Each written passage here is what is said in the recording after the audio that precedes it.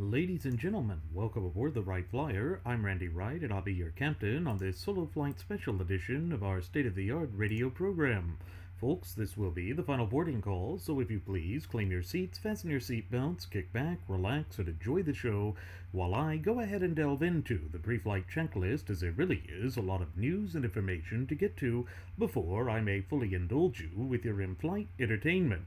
Well, folks, here we are. We've reached the day of New Year's Eve for the year of 2016, and we here at Radio Aviation Excellence, the Wright Flyer, along with you all, our cherished listening passengers and audience members, have encountered a lot throughout this year. We saw yet another electoral process in the relatively brief yet illustrious history of these United States of America go into the annals of history. And of course, they are saying that this is a time that was different for America, a time that literally was one in which we should cast conventional wisdom by the wayside. Now, I'm not one to agree with that entirely. Yes, there are some erroneous notions from the past that should be discarded with if we ever hope to restore this nation back to the path of prosperity. But it does not mean that we should give up our time-honored, cherished traditions, values, and institutions. These things are defining characteristics of who we are, both as a nation and people, and to discard with them with such reckless abandon, I think, would portray us, or betray us rather, to a charlatan's game. It will allow us to become, and rather force us to become, a mere shadow of our former selves. And that's something that we have encountered all too often in these United States of America.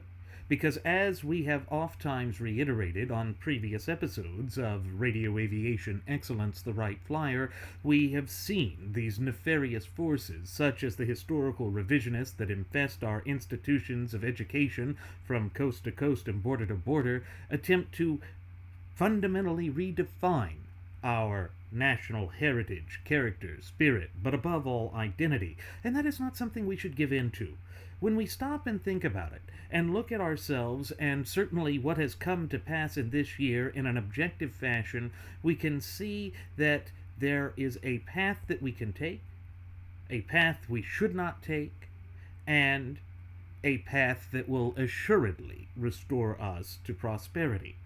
You see, so many of the radio programs and venues that are out there just spend all of their time focusing on the negativity that's out there, on the problems. They say that part of their analysis is just to discuss the problems that are out there, but what's lacking in it? What goes against the grains of even what the great philosopher Aristotle said the entire purpose of rhetoric was in his Magnus Opus of the Art of Rhetoric, is to convince and to provide solutions. That's something that is sorely lacking in the public discussions in the United States. It's not like the time when our country was about to be born, where our founding fathers gathered in pubs and in saloons to discuss the political events of the day and also to propose practicable real-world solutions. Think of how the Sons of Liberty had met in that tavern, the Green Dragon's Inn, to discuss and ultimately plan the Boston Tea Party. You see, all of these indelible events within American history help to define who we are. It helps to explain how we became the robust, strong, and ultimately free nation that we know and love today. It also tells us how, even in the darkest of times, irrespective of the hurdles, obstacles, and adversities that have been placed in our path, if we stay true to those natural law tenets that underpin our shared United States Constitution as well as our Federalist Republic, we can almost always, most assuredly, overcome these difficulties. You see, that's what is so amazing about the American character and spirit. It's that we are indomitable when we stay true to those driving and defining characteristics that have been with us since the very beginning. But what we see with the development of the modern system of American polity is that the political powers that be, those who currently wield the reins of power, are doing everything in their power to distance and divorce themselves from the true ultimate wielders of popular sovereignty in this once thriving and flourishing representative republic of ours. They have assumed a position of haughty arrogance in which they have taken the mantle to proclaim they know what's better than we do. They want to think for us. They want to act for us. They want to make all important decisions for us. The problem with this equation is it is diametrically opposed to the type of system that our founding fathers had developed. And when we do that, we run the risk of losing everything that we have worked and striven to achieve throughout our history. Folks, when we say that our Constitution is the longest contiguous or uninterrupted running constitutional document in the entire course of human events, it is to shed light on the fact that we should not tamper with a system that has been there and has served our needs for so long. But we see that in this fast-paced society in which we live today, where communication is constant, instantaneous, and always connected, 7 days a week, 365 days a year, the great specter and temptation of change that is merely unfettered and without basis in reason just bubbles up to the surface. It boils up to the surface, and it becomes a great and seductive power, one that could easily overshadow the great accomplishments that we have achieved in this nation during our relatively brief yet illustrious history. And again, it is why we must take moments when they are available, and fleeting as they may be, to pause and reflect upon who we are and what it is that we hope to achieve. And that's always what comes back to the surface during this time. Today, this evening, marks the last chapter of 2016. 2016 has been a turbulent year. 2016 has seen friendships that were forged in years and decades past crumble and fall by the wayside as new personal animosity and distrust has been placed at the center of American public life. Social media has contributed to a new type of politics, a new, ugly, personalized type, in which civil discourse is being sacrificed on the altar of self-worth and value. But it doesn't have to be that way. This is not the path that we, either as a nation or people, must walk. And to think that that is placed before us is as a binary choice is a false dichotomy. Just as that notion of voting for the lesser of two evils literally does not help us accomplish anything and only perpetuates mediocrity and ultimately failure, this notion of only being able to have our own opinions accepted and losing the ability to agree to disagree is erroneous. It is wrong. It is false. And it is going to further divide the true ultimate wielders of popular sovereignty in these United States of America. And when we are as divided as we are today, and as I have previously mentioned, we have not been this divided in our history except for one point in the year of 1860, which was right before the start of the war between the states or the American Civil War. We cannot come together and work for solutions. It's why I constantly keep going back to that one issue, to that one thing that I have always said. It's that the sum of our parts does not make the whole. The whole of the United States of America is far greater than the sum of its parts. It is because we are based on those natural law tenets which, by their very characteristic nature, are immutable, meaning they are timeless, just as applicable today as they were when our founding fathers put their quill pens to the parchment to give us that greatest social compact or contract ever devised by the hands of men, yet divinely inspired by providence above, as God willing it will be some 235 plus years from today. We here in the United States, living in these turbulent times, facing these difficult hurdles, obstacles, and adversity, and having taken for granted the great fundamental and inalienable rights which were endowed to us by our Creator, the God of nature, can so easily forget just how blessed and fortunate we are. But that is a danger that we should do everything within our power to avoid, to ensure that we live up to the promise that is contained within the four corners of our shared United States Constitution. Recall that what we were supposed to do above anything else as a nation and a people is to secure the blessings of liberty not only for ourselves but for our posterity. That means for the up-and-coming generations, and indeed even those generations which have yet to be born. That is the solemn vow and promise that the Constitution seeks to achieve.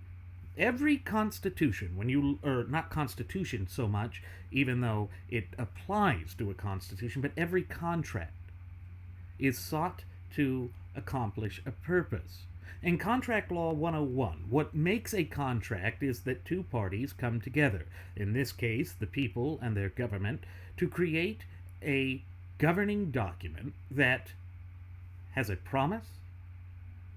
It then has a condition of you basically both assume a legal weakness or detriment that's known as consideration, and it's done within a time frame with a specific set of goods. In this case, the contract is the proper scope, application, and exercise of governmental power and authority in the United States based on power that is delegated from the people with the set terms and conditions that restrain the government. So you have a promise, mutual promises, that the government will follow the Constitution, that the people will surrender or delegate a certain amount of power and authority unto the government, and that is in consideration of the union, the more perfect union that we are creating, and the time is for all posterity. You see just how beautiful the natural law works with that?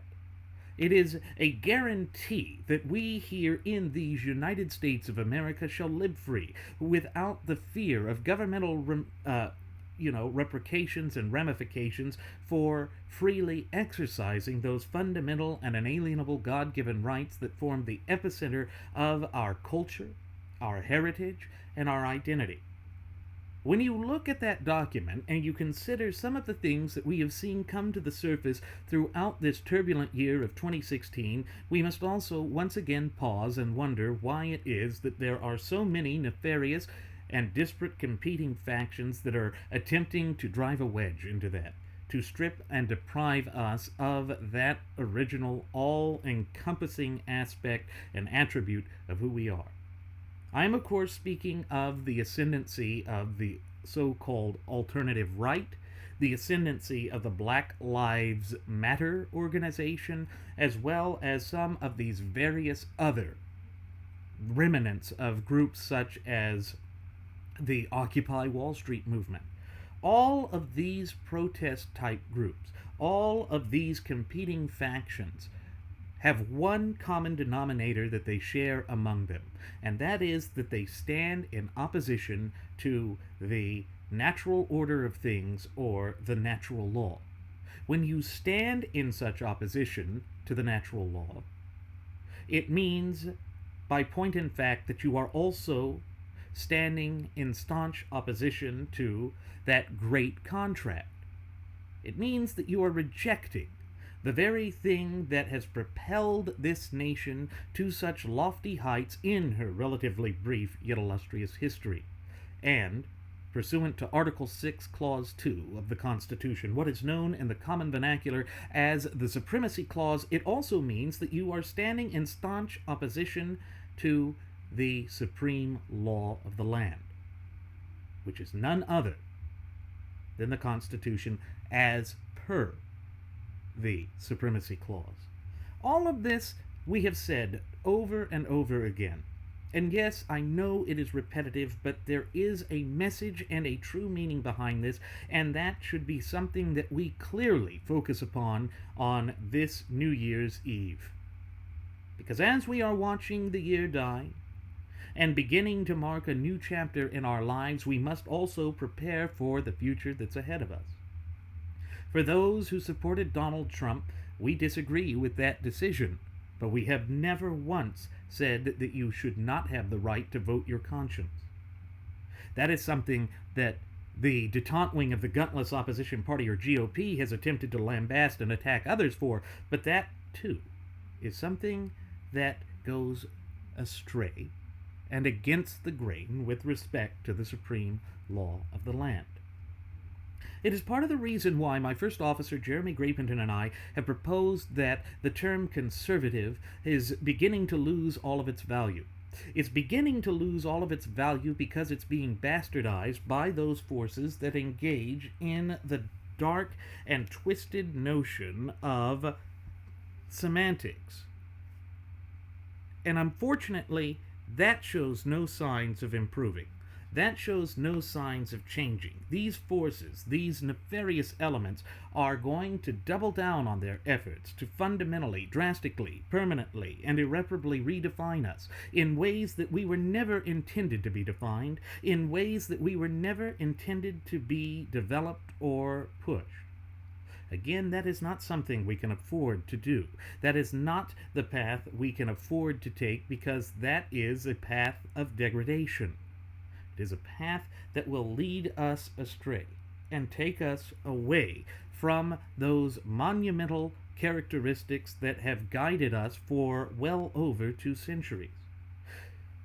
It's something we have to take in mind also with the rank and file of the graduates of Pavlov's School of Journalism for the salivating mainstream media. We know that they have been working tirelessly, relentlessly, at least since the time of William Randolph Hearst and his newspaper conglomerates at the turn of the 20th century, to create their own narrative, one that ignores the truth, one that simply seeks to promote a particular and biased agenda. Now, some have come forth and proclaimed that this is something that our nation was not prepared for, that our founding fathers never conceived of such a thing.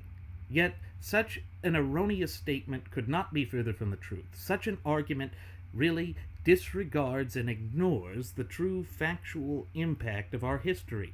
It disregards the nature and character of the type of system we have created.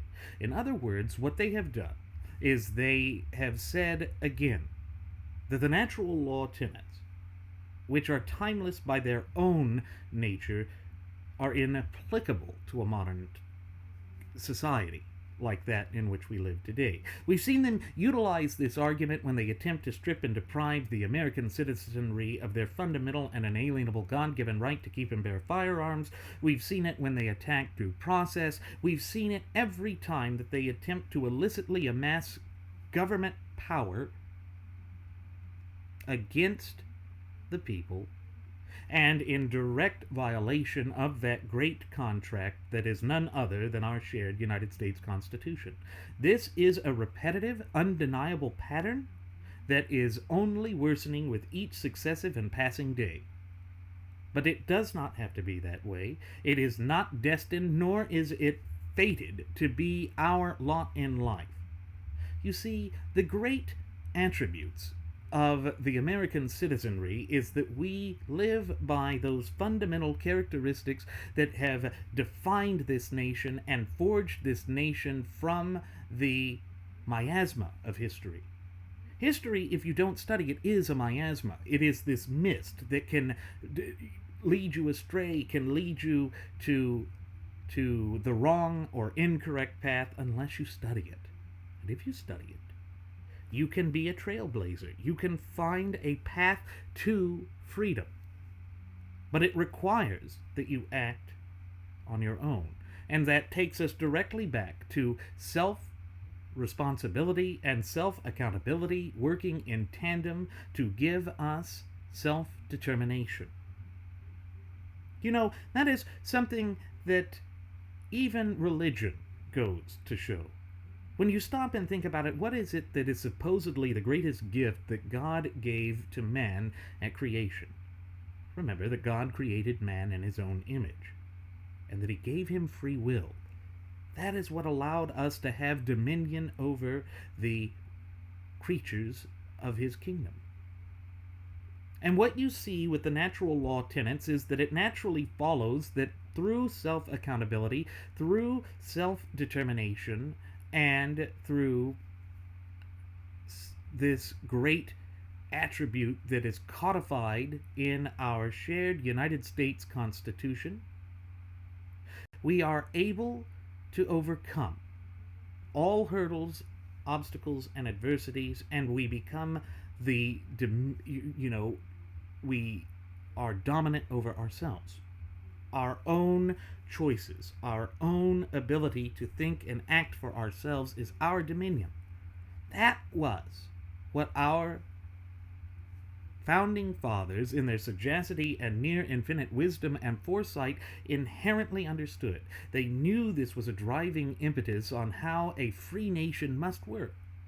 And that is part of the reason why, when you look at the Bill of Rights, or the first 10 amendments to our shared United States Constitution, you see that they placed such an important emphasis on the freedom of religion, the free exercise thereof, the freedom of the press, the freedom to speak, the freedom to essentially congregate together to petition the government for a redress of grievances.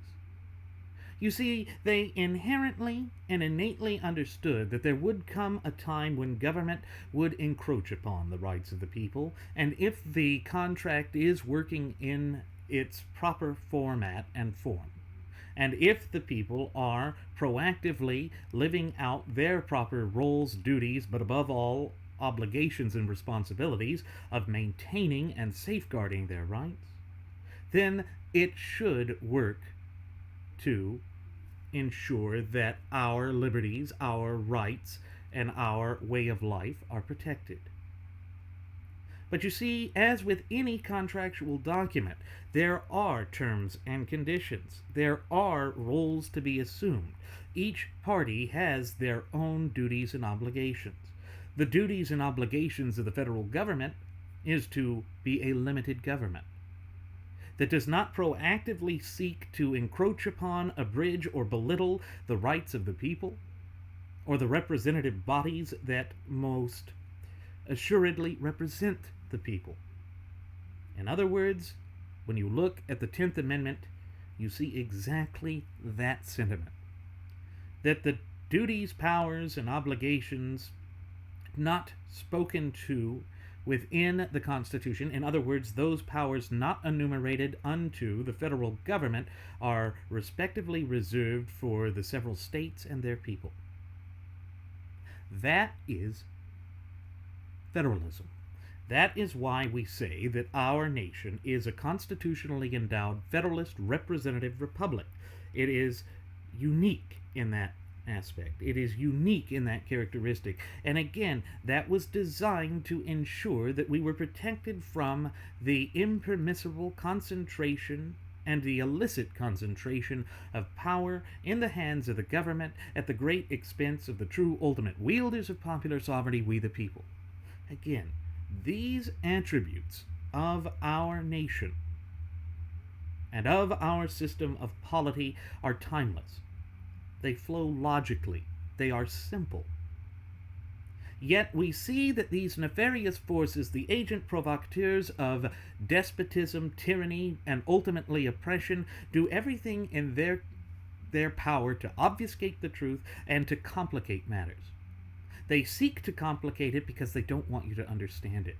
They don't want you to realize just what significant power you wield in your capacity as a United States citizen, whether you are natural born or natural lives. And in so doing, they can then use that to pit you against your fellow citizen.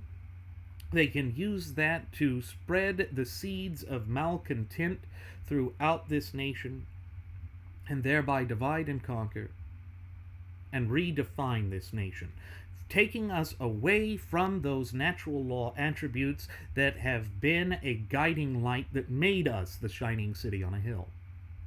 And then they can replace it with a frothing at the mouth Fabian socialist leftist dystopia that is more akin to an Orwellian nightmare than a free representative republic. Alexis de Tocqueville had spoken not only of socialism being the new age form of feudalism, but he also spoke of the idea of freedom of the press. One of the things that we've seen come to the surface during 2016, particularly after the media had misread the current political atmosphere and the way that the American people were feeling when they misgauged the trajectory of the electorate, was that they were manipulated by false media, by false news. And yes, there are examples of deceitful media sources and outlets, such as Printly, such as some of these others that were out there that just kind of disappeared. But there's also the aspect that de Tocqueville spoke to. He said that one of the first things that he read when he got off the boat was that Andrew Jackson was going to create a new monarchy, that it was going to be a tyrannical, despotic dictatorship. And in many ways, Andrew Jackson was an imperial president. He famously ignored the checks and balances on government to achieve what he wanted. In fact, he was the first populist president of these United States of America. But the American people innately understood that they could overcome the damage that he did. And in fact, they did. It took a long time, and there was a lot of pain and suffering, but what de Tocqueville noted was that the American people were less a people inclined towards violent usurpation of power than any other nation because of the free press. They were used to seeing that sort of information, and they were bombarded by a plethora of information. Think of the great pamphleteers of our War of Independence: Thomas Paine, Benjamin Franklin, even Paul Revere. That was how we disseminated information. We, at that time, did not attempt to hide our feelings, our positions, our thoughts on politics and the proper running of government. We laid that out on the front, and we engaged in civil discourse. We engaged in an exchange of ideas in the free marketplace of ideas. It's when you attempt to censor knowledge. It's when you attempt to have fact finders at every point without telling the people to go and research it and look into it for themselves that you begin to lose all sorts of credibility. So the response that has been taken by the rank and file of the graduates of Pavlov's School of Journalism for the salivating mainstream media and Facebook and various other strains of social media to try and clamp down on this is actually working against them. Now, that is not to say that we shouldn't attempt to call out erroneous stories. We should. But it should always be followed with this aspect of, here is the research we've done, here is the work we've done. Please go research it yourself and see if that lines up with reality. See if that lines up with how you see the world working and what your own experiences and what your own research tells you. You see, it's so easy to walk down the path of censorship and then move from the path of censorship to totalitarianism, authoritarianism, and outright despotism. That is the path of oppression. We see that all of the tin-pot dictators that have arisen in recent history, from the 20th century onwards, sought in some form or fashion to manipulate the media, to have state-run media, and even to this day, despotic countries like North Korea, and even, though to a little bit of a lesser extent, the People's quote-unquote Republic of China, certainly in Cuba, certainly in Venezuela, you have state-run media. You have a monopoly by the wielders of power on the dissemination of information to attempt to hold the people back. You see, there is always going to be a bad that connects with a free press. That's why it is said that with rights and freedoms and liberties, there always attaches an equally powerful duty, obligation, and responsibility. And that is to vet, to think for yourself, to apply logic, to be the virtuous republic that great founding father, Sam Adams, who was also a pamphleteer, told us to be. When we keep all of those quintessential elements in mind, we see exactly what it is we are supposed to do and who we are. That is how you place America back onto the path to prosperity. That is how you restore the American entrepreneurial drive that has been such a beautiful thing and such a defining characteristic of our national heritage, character, spirit, but above all, identity. All of this may seem abstract, but when you take a step back and begin connecting the dots in a logical fashion, you can see the stream of consciousness and conscience that drove our founding fathers to assume the positions they did and to give us the most stable, the most open, the most honest, but above all, the most free republic that this world has ever seen. And therefore, we should not take lightly the threats that face our liberty, irrespective of the side of the political aisle from which it is being advocated for and promoted. Anything that goes against the natural law tenets is something that should be questioned. And more so than that, it should be challenged. We should go out of our way to challenge it, to say, no, if you are going to seek to implement these positions that you are advocating for, you need to prove that it falls in line with the clear and concise language contained within the four corners of our shared United States Constitution. Because in so doing, then, you are proving that what you are doing is in line with how our nation works. That is why we here at Radio Aviation Excellence, the Wright Flyer, say that it is of the utmost importance, that it is a major prerogative that we all foster that fluent and working knowledge and understanding of not only our shared United States Constitution, but also our fundamental and inalienable God-given rights. Because when we do that, it empowers us to see through this miasma of disunity, of incivility, of tyranny and despotism, and to see the light of truth. Again, looking back to what the great philosopher Aristotle said in The Art of Rhetoric, it's that those who work from lies have to try and use duress. They have to become dictatorial or despotic in their nature because they realize that the people more easily and are more willing to accept the truth.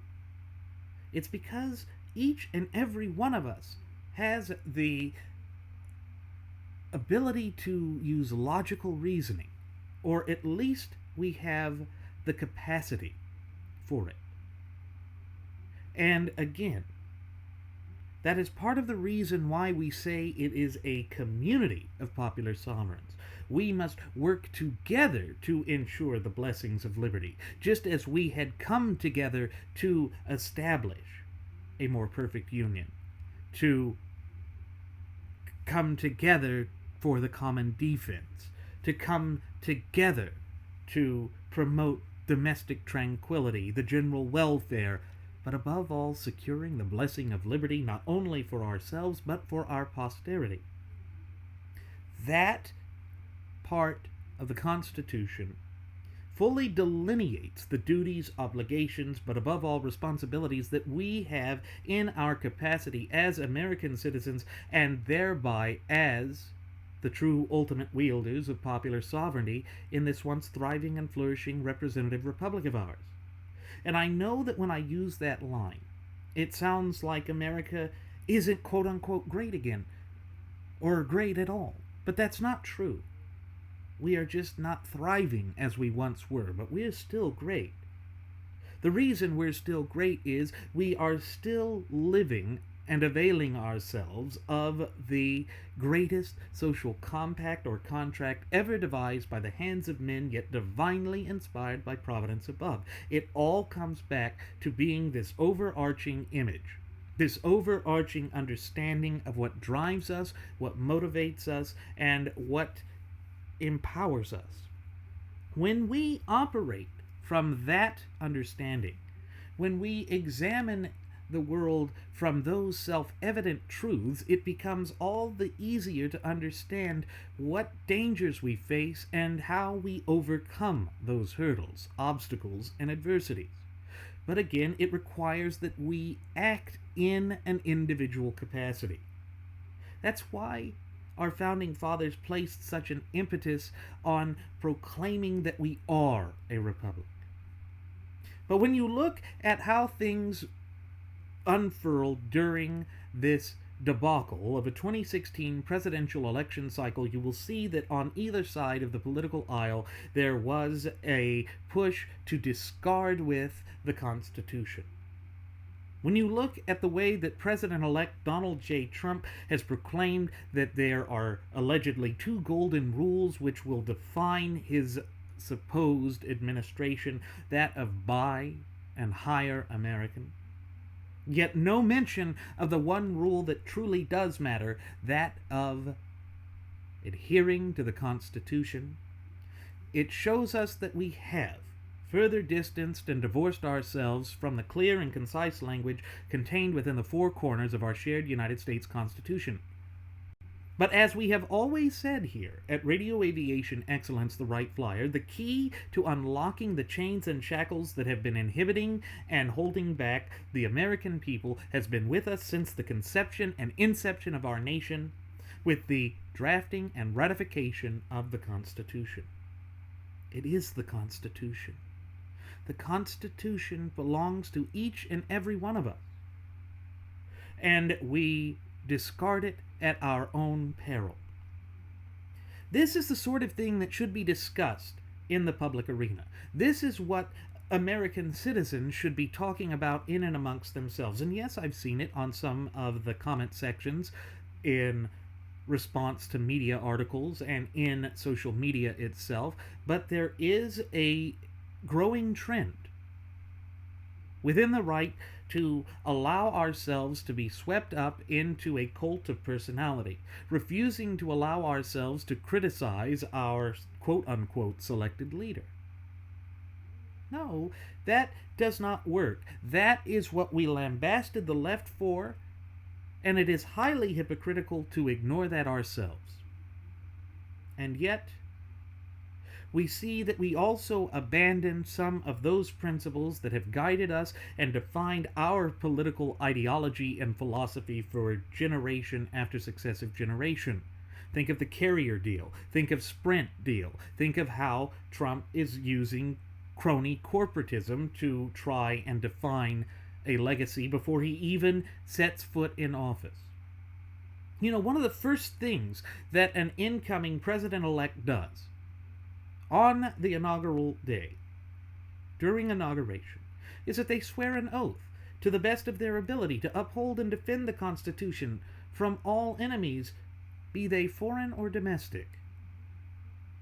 It's designed to remind the president-elect that they are working for the people, that they are a public servant.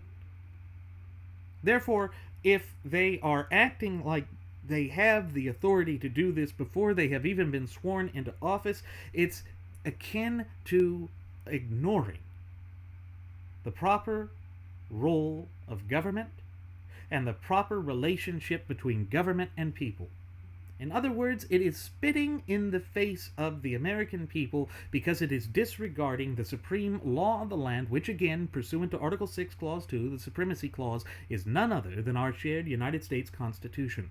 That constitutes a danger that we cannot accept. That constitutes something that we cannot just allow to come to fruition because it threatens to plunge this nation down a dark path to tyranny, despotism, but above all, oppression. But if there is one thing that the American people, in their capacity as the true ultimate wielders of popular sovereignty in these United States of America, have never stood for, it is tyranny, despotism, or oppression. We have been a thorn in the side of the agent provocateurs of these dark, twisted, and grotesque notions. Throughout our history, we have stood up to and stood in opposition to those forces that would seek to strip and deprive us of our fundamental and inalienable God-given rights. And therefore, it must be our duty and obligation to stand up for it. And that is what we must do. But we have been led astray. We have allowed ourselves to be manipulated by those dark and tyrannical forces that are seeking to placate the realistic and rational concerns that we have with respect to the way that power is being exercised in this country, and are thereby working against our best interests.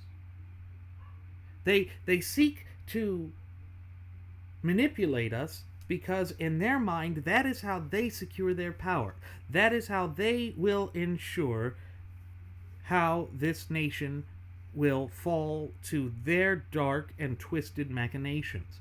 But again, when we act within our role as the true ultimate wielders of popular sovereignty in this once thriving and flourishing representative republic of ours, we can easily sweep these forces aside.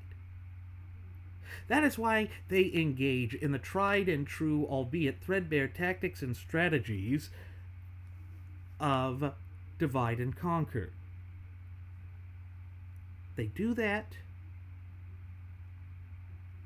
to drive a wedge between us, to then rather sarcastically and certainly deviously secure the reins of power they don't deserve. Again, it falls on us in our capacity to stand up to these charlatans, to reject their attempts to fundamentally redefine who we are both as a nation and as a people. And again, when we sit there on this New Year's Eve, we must realize that no one else can assume this duty. No one else can take on this responsibility. It is non-delegable.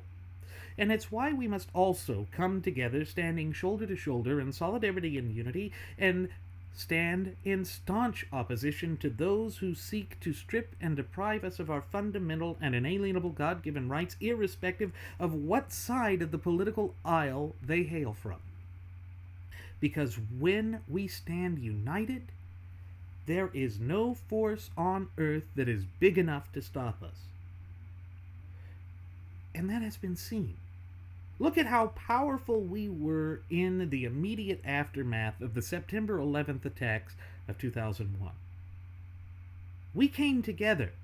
We placed our differences aside, and we, at that moment, fleeting as it may be, came to the realization that, there is a greater good in this nation. There is more that we hold in common as a nation and as a people than what divides us. We've just lost sight of that.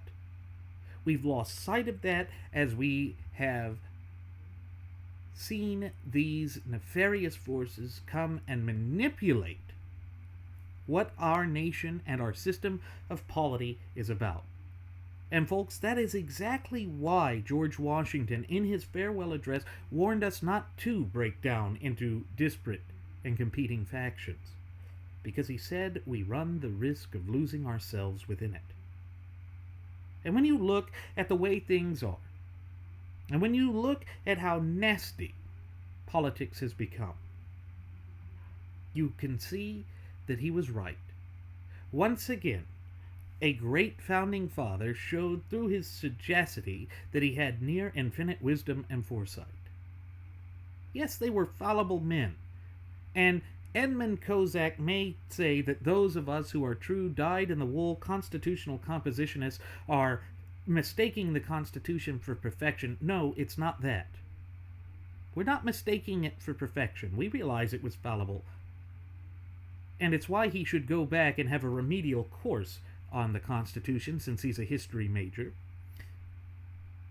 We are seeking to form a more perfect union. That means we always strive to improve upon it. That means that, yes, we acknowledge the mistakes and the character flaws that each of us possess, in that we are merely mortal humans. But we are willing to hold ourselves accountable and to hold others accountable, particularly those who are either seeking to wield the reins of political power or who currently do wield the reins of political power. That is what it means to be self-accountable. That is what it means to be self-responsible, and ultimately that is why we are self-determinate. Now, yes, all of these nefarious forces would like to make it to where we are dependent as opposed to independent. They are seeking to rewrite the way that our nation is supposed to interact with itself and is supposed to wield and exercise the reins of political power. That is not who we are. That is not how this system works. Again, we are the ones that wield the power, because we are the true ultimate wielders of popular sovereignty. That is by the very innate and inherent design of our shared Constitution, and thereby, by extinction, our entire representative republic.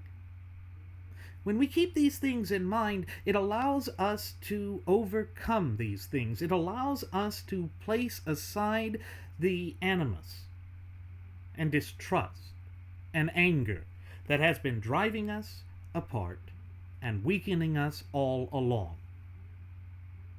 If we don't take the time to reflect upon this and to consider this, then we are falling into the trap set by the frothing at the mouth Fabian socialist leftists. They are further driving us away by distraction from the bedline or the bedrock of who we are, which is our Constitution.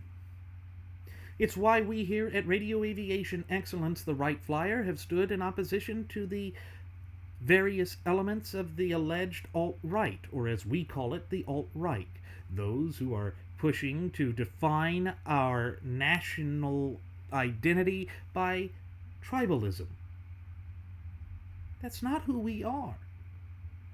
That old adage that we have so oft times reiterated on previous episodes of Radio Aviation Excellence, the Wright Flyer, that the United States of America is a nation of laws and not of men, immediately comes to mind. That is speaking once again to the due process under the law and the equal protection under the law, which can be found in the 5th and 14th Amendments, respectively.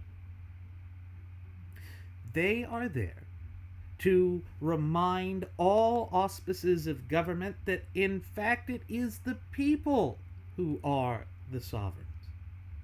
That's what defines us as a nation. The whole attribute and understanding of federalism, that defines us as a nation. We are a federalist republic. That is our identity.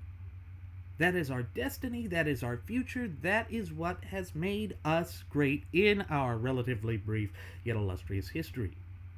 Despite this, all of these competing factions, irrespective of whether they claim to be on the right or on the left side of the political aisle, are disregarding that.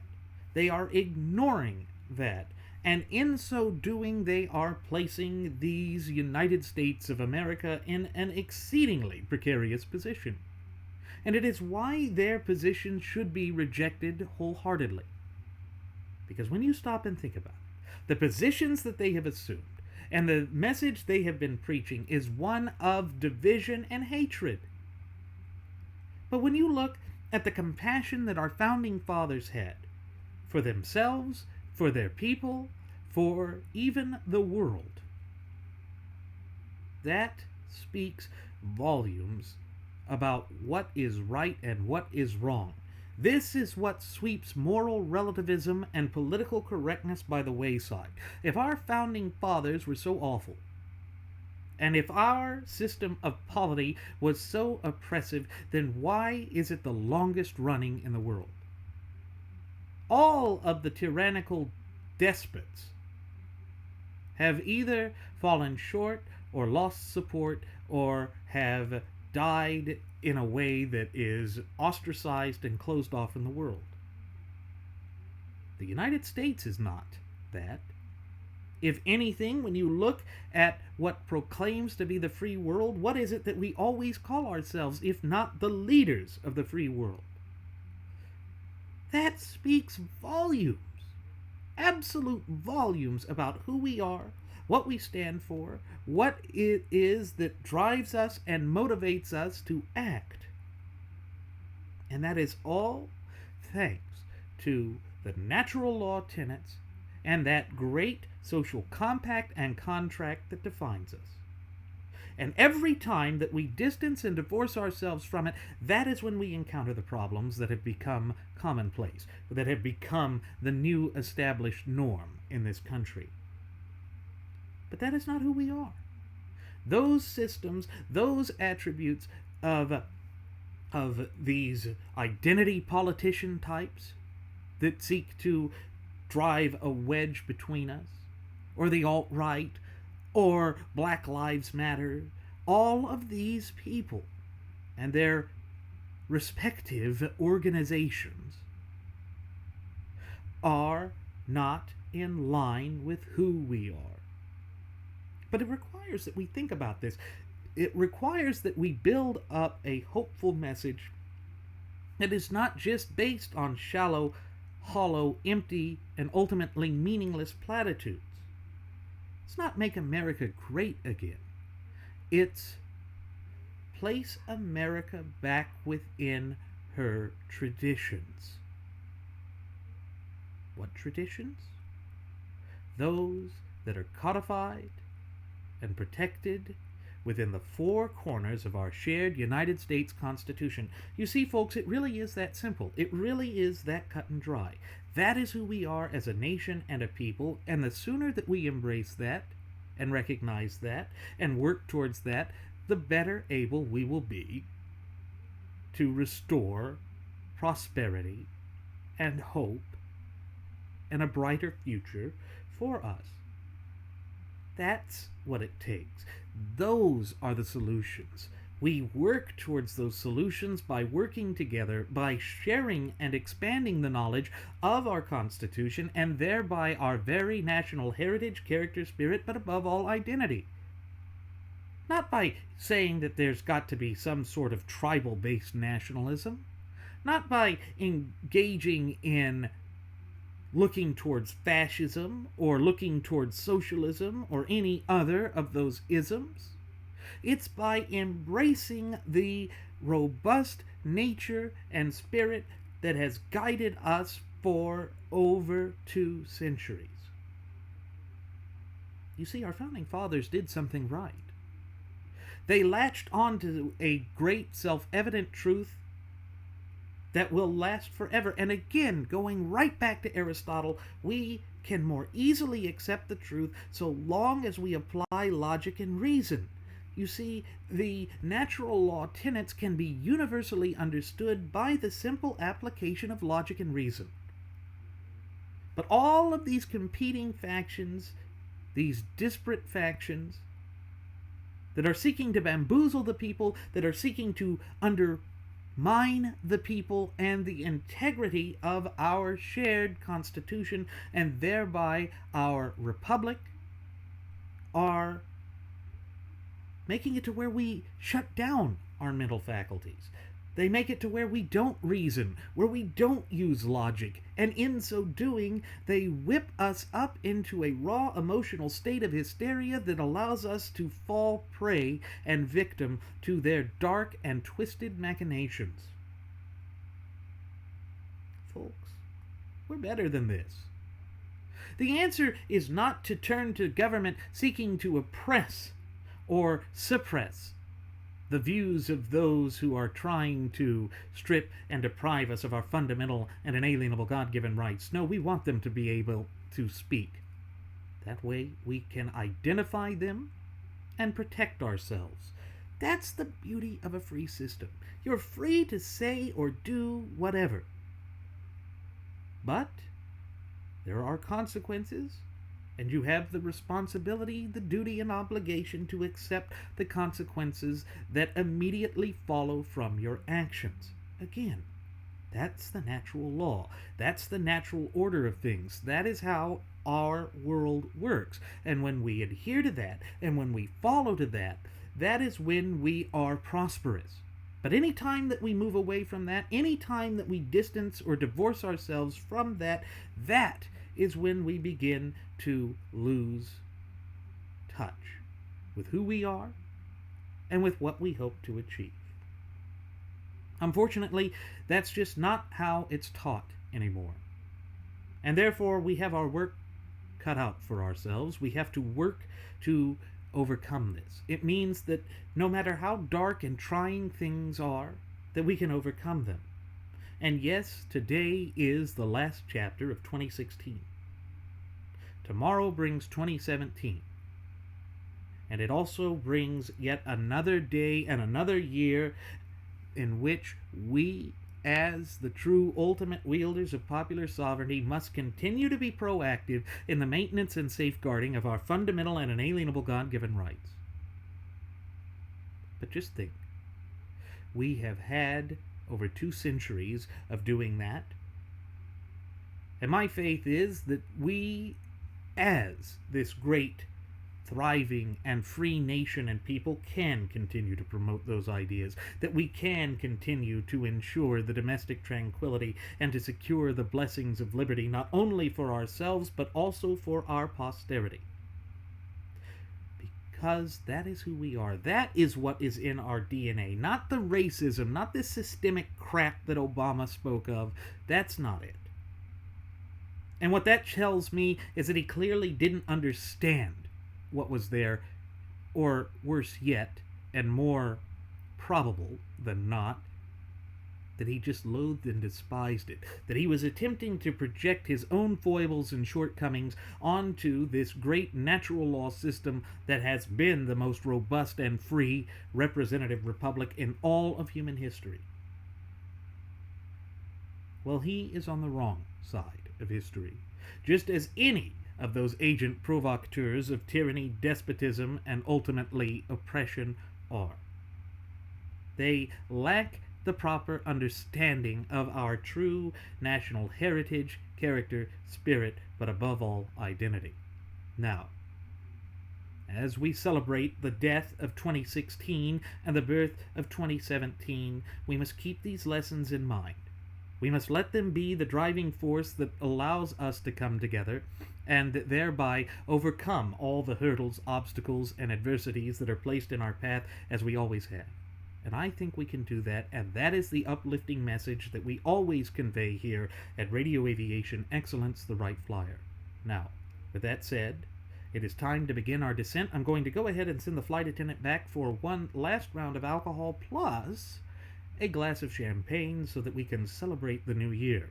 As always, folks, I'm your captain, Randy Wright, and I want to thank you for tuning in to our state-of-the-art radio program.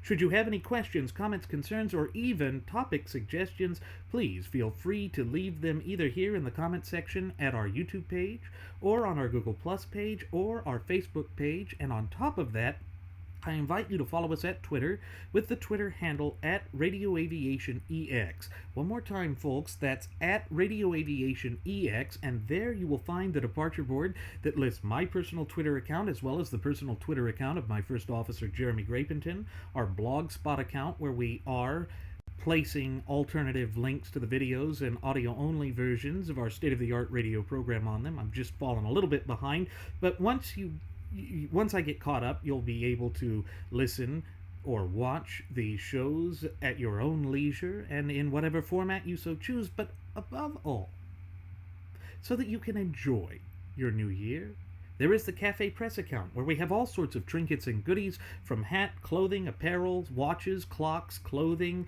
neckties, shirts, shoes, hats, buttons, jewelry, mugs, thermoses, drinking glasses, shot glasses, either with our original Radio Aviation Excellence, the Wright Flyer logo on it, or our First Class Passenger logo, or the two Uplifting America logos.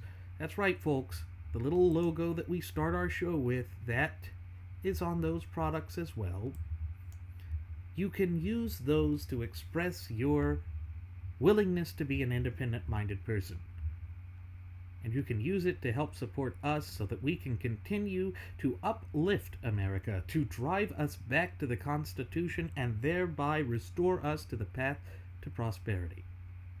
Well, folks, we shall see you again next time. Please do take care.